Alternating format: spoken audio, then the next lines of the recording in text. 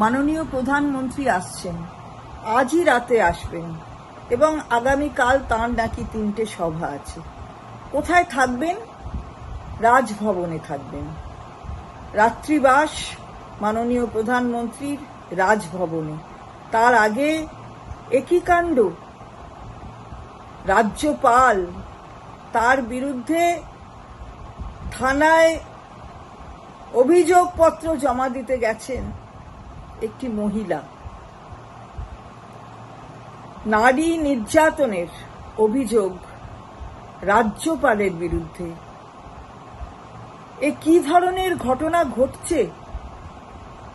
যে রাজ্যপাল নাকি বলেন তিনি পিস রুম করছেন, সকলের অভিযোগ শুনবেন, সেই অভিযোগের নিষ্পত্তিও করবেন।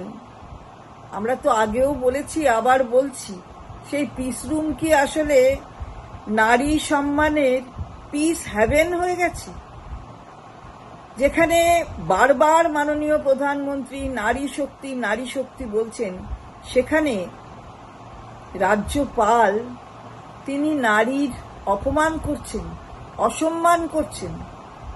এ কি ঘটনা ঘটছে? তাও বাংলার মাটিতে, যে মাটি সাংস্কৃতিকভাবে ঐতিহাসিকভাবে ঐতিহ্যশালী, সেই মাটিতে ঘটছে। ছি।